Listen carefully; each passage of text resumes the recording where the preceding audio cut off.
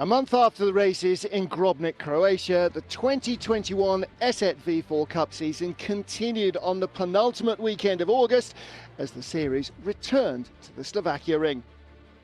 The 5.9-kilometre track was the venue for the fifth and penultimate round of the season, and as usual, GT racing and TCR Eastern Europe were the highlights of the weekend's programme, with the return of former stars of the championship like Josef Saruba and Libor Milota.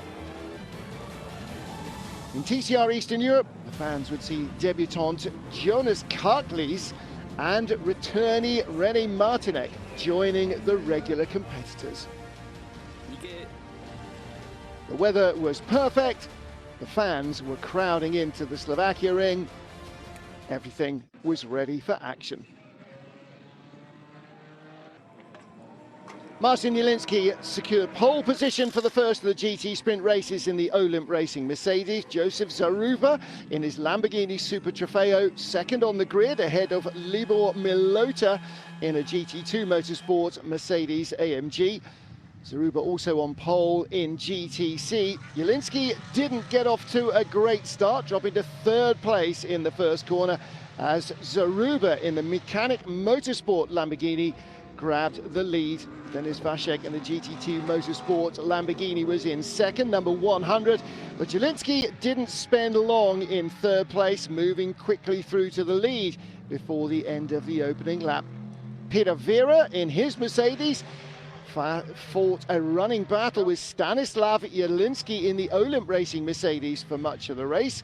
Gregor Žigo shone in Grobnik, winning both sprints in the endurance, and he was on top form in Slovakia in the BMW as well, finishing second in the first sprint in the Trevor Racing Run M6 GT3. But victory went to the poleman Marcin Jelinski.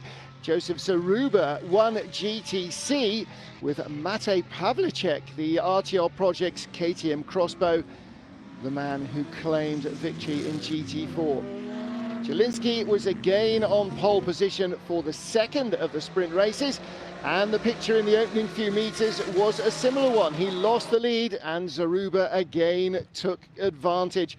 But the pole again responded right away, retaking the lead early in the race. In the Trevor Racing BMW M6, Gregor Žigo again grabbed a podium finish in the second sprint. He was second on Saturday and finished third on Sunday after Peter Vira retired in the Goodspeed Racing Mercedes.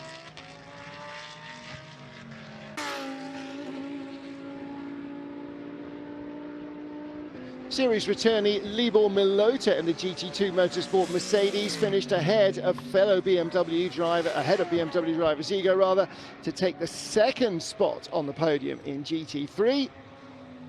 But Marcin Jelinski dominated from the moment he passed Zaruba and ran on to win Sunday's Sprint 2, his seventh GT3 win of the season in the Olymp Mercedes, and that was enough to allow him to clinch the overall GT Championship title with one round still to go. It was tough, but it was like that, says Libor Milota, because we had technical issues rather than top speed.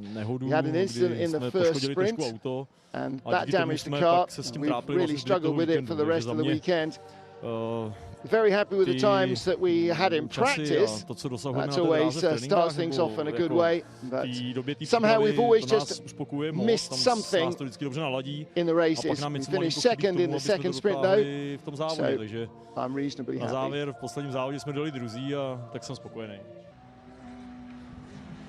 Early in the race, Matej Pavlicek in the KTM and Ferenc Fica in the BMW fought for GT4 honours. The Hungarian provided stiff opposition for the dominant force this season, Pavlicek in the crossbow.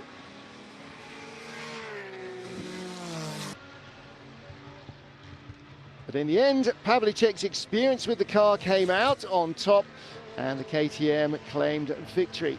Josef Zaruba won in GTC in the Lamborghini Super Trofeo, and for the second time, the victory in LMP went to Jacek Zielonka in the Sofix Radical SR8.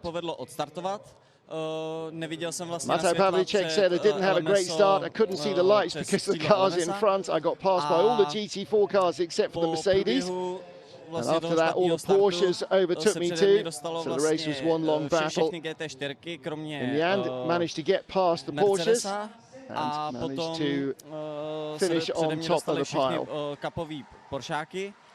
A v průběhu závodu se to tak nějak jakoby míchalo mezi náma a nakonec asi v posledním kole se mi podařilo předjet posledního Poršáka a být vlastně v té skupině, co jsme jeli, tak z toho vyjít první.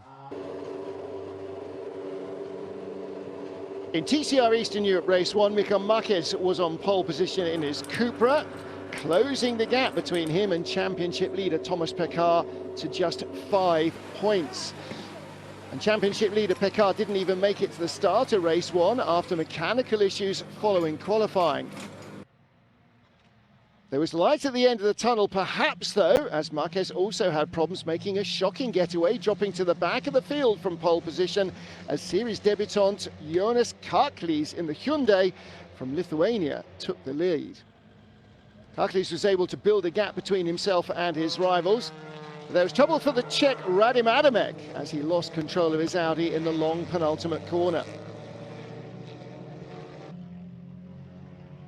Marquez was able to regain most of his lost positions as the race progressed. He crossed the line in third after passing fellow Czech Peter Císek in the Cupra on the final lap. But he didn't get by without making contact a number of times with the other Cupra and picked up a 5-second penalty, which eventually dropped him back to 4th place. As Peter Císek went off in the closing stages, Karol Witka in the 22 Cupra ended up in 3rd place, Císek dropping down to 8th. Bartosz Grocek extended his streak of podium results, the pole finishing in 2nd in his Audi. But it was the rookie, Jonas Karklis in the Hyundai, who was the happiest man in the place, the Lithuanian taking victory on his TCR Eastern Europe debut. Nice work. It was a very good start for me. I managed to get the first position in the first corner.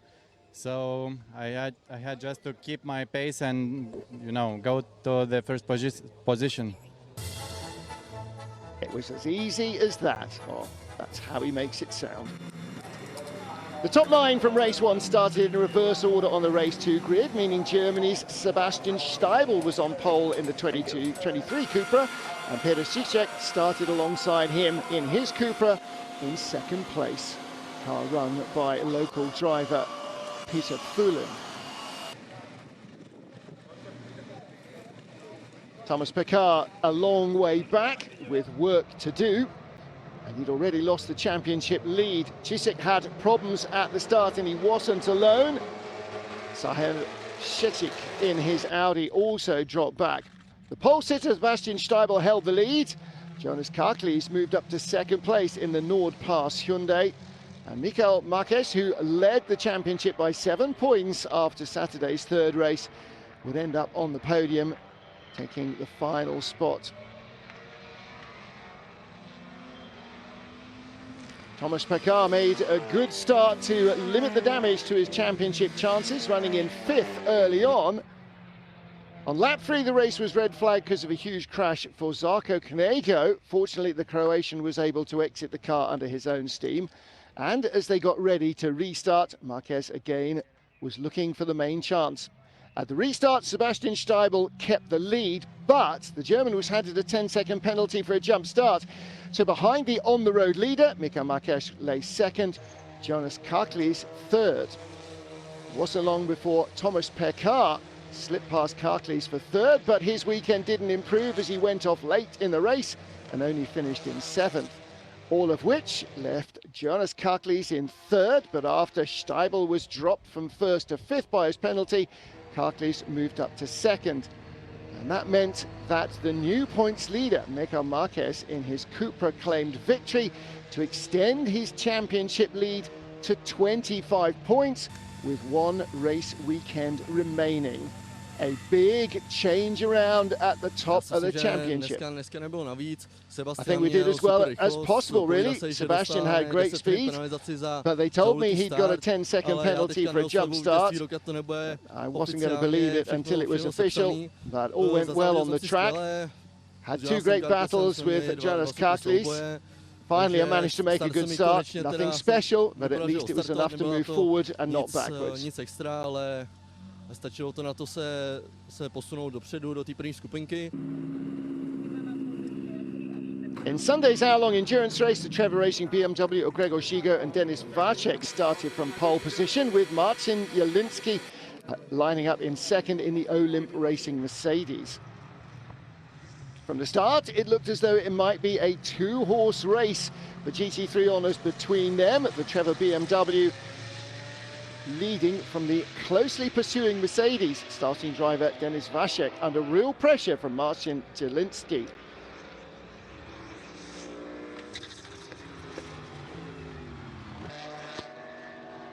A little too much pressure, as it turned out. Jelinski's miscalculation saw the Mercedes hit the BMW, and while Vacek was able to continue, Jelinski was forced to pit with damage. The ensuing repairs cost a number of laps, and any hope of victory from the Mercedes driver was gone. Vacek was able to hang on to the lead after the incident with Jelinski, so again it was the Trevor Racing crew that seemed to be on the road to victory, with Marcin's father, Stanislav Jelinski, holding second in GT3 in his Mercedes. The mid-race pit stops passed without drama for Trevor Racing. Gregor Shigo taking over from Denis Vacek. And after a quick debrief and a little fettling from the crew, he was able to return to the track still with a comfortable lead. After his problems from that contact in the opening laps, Marcin Jelinski was able to rejoin the race after repairs, but he was able to cross the line only in fourth place in GT3. Father Stanislav finished second in GT3 in his Mercedes, while Peter Brecker was in third in the GT2 Motorsport Porsche Cup car, winning GTC as well. But the GT3 race win went to long-time leaders Gregor Shigo and Denis Vacek.